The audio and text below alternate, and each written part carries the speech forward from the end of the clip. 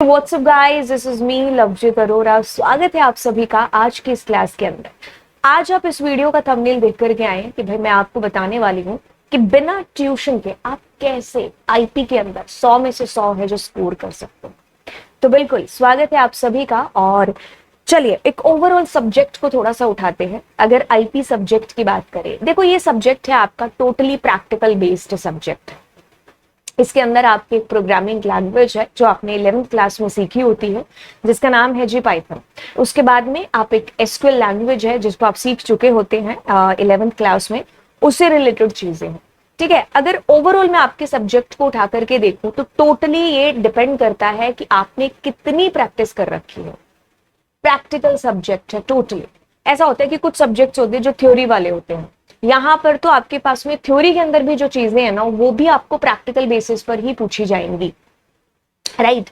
अब इस सब्जेक्ट को अगर हम ओवरऑल देखें, इसकी मार्किंग स्कीम लेकर के, देखो एक चीज है, पढ़ेगा हर कोई बच्चा इस वक्त, लेकिन जो यहां से पढ़ेगा ना वही 100 स्कोर है जो हासिल करेगा। क्योंकि कुछ भी पढ़ना इज नॉट गारंटी देता आपको कि भाई मैं 100 में से 100 ले आऊंगा। आपको पढ़नी है चीजें बट स्मार्टनेस के साथ में पढ़नी है। अब एक ओवरऑल अपने सब्जेक्ट का थोड़ा सा एक ओवरव्यू निकालते हैं। जैसे कि अगर आपके सब्जेक्ट को डिवाइड करते हैं, सबसे पहले हम देखते हैं पैंडास प्लस मैटप्लॉटलिब। मैटप्लॉटलिब का आपको एक बड़ा क्वेश्चन आएगा और एक छोटा आ सकता है, तो ये लगभग 3 से 4 नंबर का आप कह लो, ये 4 is maximum, 3 marks is fine. तो ओवरऑल अगर अपने इसकी बात करें ना तो ये 25 नंबर का है। ठीक है, उसके बाद में आपके पास आता है एसक्यूएल। इस बार आपके सिलेबस में एसक्यूएल में थोड़ा सा चेंज है कि आपको क्लास 11th का एसक्यूएल भी पढ़ना है, जिसमें आपको टेबल क्रिएशन, इंसर्ट, अपडेट, ये सारी कमांड्स आपको दे रखी। क्लास 11th का आपको एसक्यूएल पढ़ना है। इस चीज को कान खोल करके सुन लो, क्योंकि पीवाईक्यूज में आपको 11th के क्वेश्चंस नहीं मिलेंगे, लेकिन आपको यहां पर पढ़ने हैं वो क्वेश्चंस। ठीक है, क्लास 11th एंड उसके बाद में प्लस आपके पास जो सिलेबस एसक्यूएल का है एंड प्लस आपके पास जॉइंट्स भी इस बार। ठीक है, तो ये हो गया आपका 25 नंबर का। अब आप खुद देख लो, ओवरऑल अगर पेपर 70 का है तो 50 नंबर तो प्रैक्टिकल यहीं से आ गए। 100 की बात करते तो 30 नंबर का आपका प्रैक्टिकल होना ही था। चलिए 25 और 25। अब इसके बाद आते हैं आपके पास में 2 चैप्टर, पहला नेटवर्किंग का, दूसरा आपके पास सोसाइटल इंपैक्ट वाला चैप्टर। ठीक है, अब देखो क्या चीज है, ये भी 10 नंबर का है और ये भी 10 नंबर का। देखिए अब ये जो नेटवर्किंग वाला चैप्टर है ना, इसमें से आपको कितना पढ़ना है, कैसे पढ़ना है, क्योंकि ये थ्योरी है। थ्योरी मैंने कहा ना आपको प्रैक्टिकल में पूछी जाती है, क्योंकि इसमें क्या होता है कि 5 नंबर का केस स्टडी बेस्ड आ जाएगा। पीछे कितने बच्चे, 5 नंबर। अब उस 5 नंबर के लिए आपको अपने आप को रेडी करना है। ठीक है, अब उस 5 नंबर में आपको एक एक नंबर के छोटे छोटे क्वेश्चन आपसे जो एमसीक्यूज है उसमें पूछ लिए। फिर 2 नंबर का जो क्वेश्चन आएगा वो आपसे बड़ा क्वेश्चन आएगा थ्योरी के अंदर, जिसमें आपको लिखना होगा। ठीक है, इतना ज्यादा भी नहीं लिखना और इतना कम भी नहीं लिखना है, थ्योरी वाला क्वेश्चन जो आपको लिखना है। ठीक है, उसको केस स्टडी बना करके भी पूछा जा सकता है। कोई रीता या गीता है जिसको नहीं पता है कि वेब ब्राउजर और वेबसाइट में क्या अंतर है, आपको बताना है। उसको नहीं पता है स्टैटिक वेब पेज और डायनामिक वेब पेज, उसके अंदर क्या अंतर है, तो आपको ऐसे क्वेश्चंस रेडी कर करके जाने। मतलब ओवरऑल आपको जो वेब वाला चैप्टर है इसके अंदर से वो आपको बिल्कुल है जो पढ़ना है। वेबसाइट वाला चैप्टर, वेब ब्राउजर के एग्जाम्पल्स बता दो। मैं जो क्वेश्चन बोल रही हूँ ना ये मोटी क्वेश्चन है।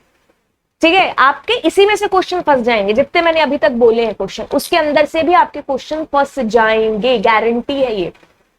इतने सालों से पढ़ा रहे, नब्ज जानते हैं आईपी की, कहां से क्वेश्चन उठ करके आ जाएगा। एक दिन पहले भी अगर आप आओगे और मैं आपको अगर लिस्ट ऑफ क्वेश्चंस दे दूंगी, वो सारे क्वेश्चंस आपको आपके पेपर के अंदर गारंटी है कि दिखेंगे ही दिखेंगे। अब ये हो गई चीज नेटवर्किंग की। ठीक है, कि भाई आपको कहां से कैसे चीजें पढ़नी, केस स्टडी बेस्ड आप बिल्कुल पढ़ करके जाएंगे। 5 नंबर का क्वेश्चन है, कतई मंजूर नहीं है कि अगर आप उसको छोड़ेंगे। उसके बाद आप वेबसाइट वाला जो चैप्टर है उसको आपने देख लेना है। ठीक है, वेबसाइट वाला चैप्टर जो मैंने अभी चीजें बताई, एंड एक एक 2-2 नंबर के आपसे क्वेश्चन एमसीक्यूज के अंदर इसमें से आते हैं। आप इसमें एनसीईआरटी भी पढ़ लोगे तो हो जाता है काम। अब अगर सोसाइटल इंपैक्ट चैप्टर की बात करते हैं तो ये भी थ्योरी सब्जेक्ट है। ठीक है, इसमें एनसीईआरटी में ज्यादा चीजें देने रखी हैं, आपको आईटी एक्ट का ईयर वगैरह सारी ये चीजें पढ़ लेनी है। बाकी प्लेगरिज्म आपको पढ़ लेना है। देन आपको कॉपीराइट, ट्रेडमार्क और पेटेंट, इन तीनों के बीच में एक डिफरेंस, अंतर राइट।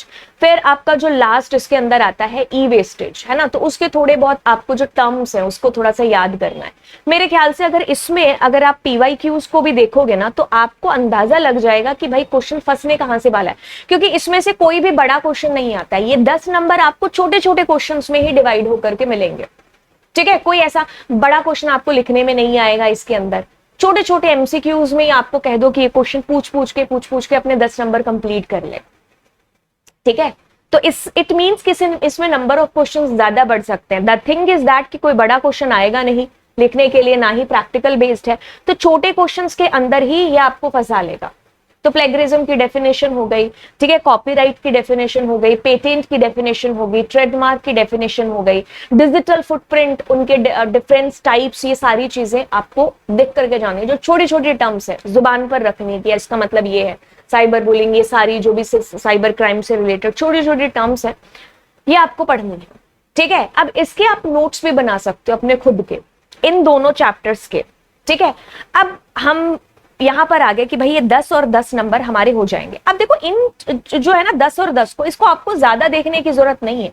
अगर आप इसको थोड़ा सा अब देख लोगे, थोड़ा सा एग्जाम के पास देख लोगे, तो काम जरूरत से ज्यादा ही ये जो हो जाएगा इसके अंदर। आपको ओवरऑल पूरे जो अगर साल की बात करें ना, सबसे ज्यादा जो आपको ध्यान देना है वो इन दोनों के ऊपर देना है, क्योंकि हर दूसरा क्वेश्चन यहीं से फंसने वाला है, ठीक है। अब देखिए पैंडास और मैटप्लॉटलिब, अब यहां से देखो एज पर हमारे सैंपल पेपर के अकॉर्डिंग आपको 3 से 4 नंबर का क्वेश्चन है जो वो आपको आ रखा है किसमें, बड़े क्वेश्चंस के अंदर, जिसमें आपको देखो 3 ही तो आपके पास ग्राफ है, लाइन, बार और हिस्टोग्राम।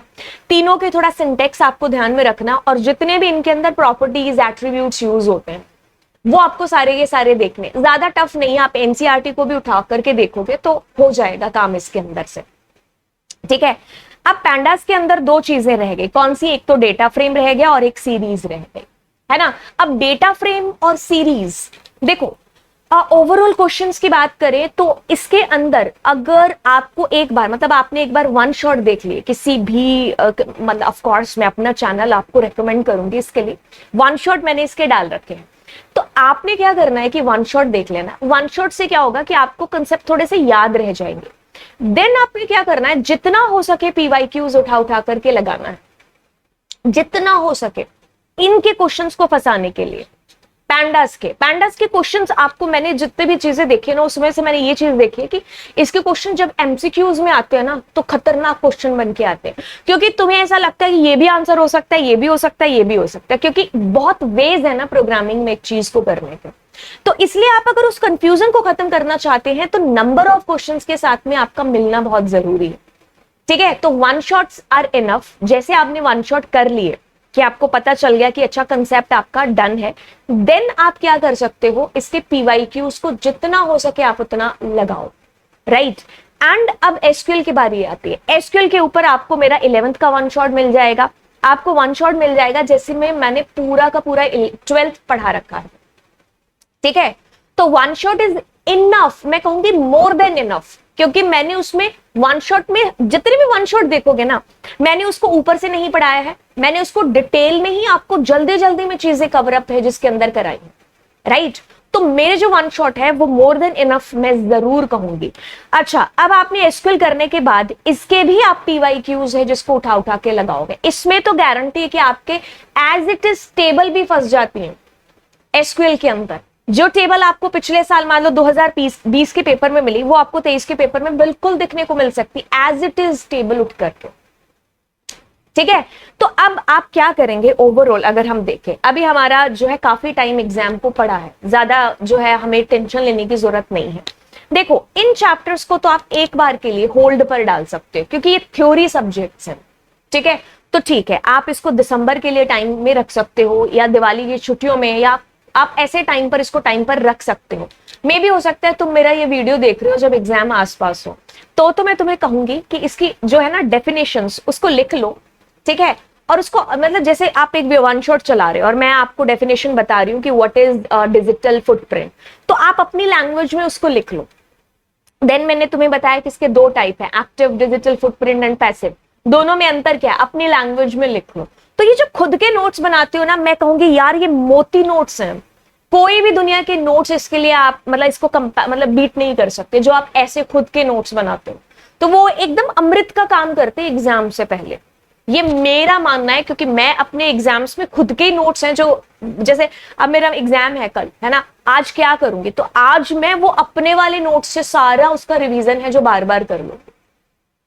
इससे क्या होगा कि कम टाइम में आपने सारी चीजें हैं जो कवर कर ली, और वो जो नोट्स आप बना रहे हो ना वो आपके दिमाग के साथ, आपकी अंडरस्टैंडिंग के साथ मैच कर रहे होते हैं, तो आपको जल्दी चीजें समझ में आ जाती है। ठीक है, ठीक है। तो नेटवर्किंग के अंदर भी आपको मेरा केस स्टडी बेस्ड भी है जो मिल जाएगा, इसमें भी नंबर ऑफ क्वेश्चन से आप प्रैक्टिस लगा सकते हो, यही चीज तुम्हें बचा पाएगी केस स्टडी ऑफ नेटवर्किंग के अंदर। ठीक है, अब अगर आपके पास में टाइम पड़ा है तो आप ज्यादा से ज्यादा हो सकता है कि आप इसका PYQ है जो आप लगाओ, अगर आप ये वीडियो एग्जाम के ठीक पहले नहीं देख रहे हैं तो। ठीक है, तो आपने वन शॉट्स इसके कवर अप कर लेने हैं, एंड उसके बाद में आप जितने हो सकते हैं आप PYQs उठा उठा करके लगाओ। आपको ओसवाल का जो है मिल जाएगा, जो ये पेपर क्वेश्चन बैंक आता है, आप उसको खरीद के आप जितने भी क्वेश्चन हो सकता है आप लगाओ। मेरे ख्याल से उसको भी खरीदने की जरूरत नहीं पड़ेगी, सैंपल पेपर सारे इनफ जो कि cbseacademic.nic पर आपको दे रखे हैं। ठीक है, तो वहां से आप डाउनलोड करके जितना हो सकता है आप प्रैक्टिस करिए। राइट, तो यही इसका निचोड़ है। वो क्यों? क्योंकि ये सब्जेक्ट इज प्रैक्टिकल सब्जेक्ट। ठीक है, इसमें आपको कुछ चीजें ध्यान भी रखनी पड़ेंगी और कुछ चीजें आपकी प्रैक्टिकल से निकल भी जाती हैं। तो जब आपने देखो प्रैक्टिकल इट मींस कि आपकी आंखें भी इन्वॉल्व है उसके अंदर, दिमाग भी इन्वॉल्व है, दिल भी ऑफकोर्स इन्वॉल्व है, दिमाग भी, है ना। तो सारी चीजों का कॉम्बिनेशन है। जब आप प्रैक्टिकल कर रहे हो तो एक बार वो चीज आपके दिमाग में बैठ रही है। ठीक है, थ्योरी सब्जेक्ट में एक अलग चीज हो जाती है, क्योंकि आपको उसको प्रैक्टिस नहीं कर रहे हो, आप उसको इमेजिनेशन में ही बना रहे हो, है ना। तो कंपैरेटिवली प्रैक्टिकल सब्जेक्ट्स गेट करना ज्यादा इजी हो जाता है। तो आपके मार्क्स बढ़ने के जो चांसेस है वो इस सब्जेक्ट में सबसे ज्यादा है। अगर आप इतनी भी चीजें कर लेते हो ना जो मैंने आपको बताई, कि आप पहले वन शॉट्स जिनको देख डालिए, ठीक है, एक एक जितना कंसेप्ट है आपका क्लियर हो जाएगा। नेटवर्किंग का वन शॉट भी मिल जाएगा, इसका भी मिल जाएगा, pandas, matplotlib and SQL 11th और 12th दोनों का आपको मिल जाएगा। वंस आप जब इस चीज को डन कर चुके हैं देन आप प्रैक्टिस सीरीज के ऊपर आइए। आप कुछ भी मत करिए, ये दो ही चीजें आप कर लीजिए वन शॉट के बाद में, 1 by 1 practice number of questions. Right, ऐसे भी बच्चे मैंने देखे हैं कि जो PYQs ही करके जाते हैं और फिर भी जो है उनके 90 अबव नंबर है जो आ रहे होते हैं। राइट, तो PYQs इतना ज्यादा मेन रोल है जो प्ले करते हैं। हम लोग एक्सपीरियंस कर चुके हैं, आप तो पहली बार जिंदगी में क्लास 12th का पेपर देने वाले हो, हम पिछले 7 सालों से दे रहे हैं, यानी कि 7 बैचेस जो मैं पढ़ा चुकी हूँ IP के, और इतने एक्सपीरियंस के साथ में आपको कहते हैं कि PYQs मोती की तरह हैं जो काम करेंगे। आपको ये चीज कुछ टाइम के बाद में रियलाइज होगी कि अच्छा यार PYQs में कितना दम है। तो आपको अभी ये चीज कह रहे हैं कि भाई PYQs उठा करके निचोड़ दो उनको। ठीक है, तो वंस आपका सिलेबस डन होता है देन आप प्रैक्टिस के ऊपर आएंगे। और IP को डेली कितना टाइम देने की जरूरत है, आप एक दिन छोड़ करके भी करोगे ना इस सब्जेक्ट को तो भी काम है जो हो जाएगा। अगर थोड़ा सा प्रोग्रामिंग वीक है तो आप इसको डेली बेसिस पर हाफ एन आवर भी दोगे, that is also totally fine. Time तो देना पड़ेगा। सब्जेक्ट चूज किया है आपने, किया है ना। आपके बाकी सब्जेक्ट ओके हम मान सकते हैं, लेकिन अगर आप इस सब्जेक्ट को चूज कर चुके हो तो जस्टिफाई तुम्हें ही करना है, क्योंकि बाकी सब्जेक्ट में अगर आप पढ़ के भी नंबर नहीं ला रहे हो तो यहां पर आप थोड़ा सा ध्यान देकर भी 100 आउट ऑफ 100 है जो ला सकते हो। तो प्लान मैंने आपको बता दिया है। नीचे कमेंट सेक्शन के अंदर आप मुझे बताएंगे कि आपको चीजें कैसी लगी, एंड यस दोस्तों के साथ में इसको शेयर है जो जरूर कर देना। सो अब आते हैं मेन गिव अवे की बात के ऊपर। अब चीज क्या है कि अगर ये वीडियो एक हफ्ते के अंदर 10,000 10K जो व्यूज हैं उसको क्रॉस कर जाती है तो हम लोग एक गिव अवे रखेंगे। यहां से इसी वीडियो को जो वॉच करने वाले बच्चे हैं उन्हीं में से निकालेंगे 5 लकी विनर्स को, और उसको मैं ओसवाल की जो IP के सैंपल क्वेश्चन की बुक है वो मैं आपको भेजने वाली हूँ। अब आपने क्या करना है इसके लिए, सबसे पहले तो ऑफ कोर्स 10K जो व्यूज हैं उसको क्रॉस कराने में हेल्प करने, यानी कि खुद तो वॉच कर ही लिया, आपने अपने 5 दोस्तों को रेकमेंड करना है इस वीडियो को, देन आपने लाइक करना है, खुद तो आपने सब्सक्राइब कर ही दिया होगा। अब आपने कमेंट सेक्शन के अंदर एक रीजन लिखना है कि आपको वो बुक क्यों चाहिए। अब मुझे लगेगा कि अच्छा ये रीजन है आपका उस बुक को लेने का, मुझे जेन्युइन रीजन लगेगा तो हम ऐसे 5 बच्चों को निकालेंगे और उनको वो बुक है जो बिल्कुल है जो देने वाले हैं, राइट। सो चलिए फिर मिलते हैं आपसे, एंड बिल्कुल इस वीडियो को शेयर करिएगा, उन बच्चों तक पहुंचाइएगा जिसको वाकई में इस वीडियो की जरूरत है, राइट। तो चलिए फिर मिलते हैं आपसे नेक्स्ट क्लास में। Thank you so much.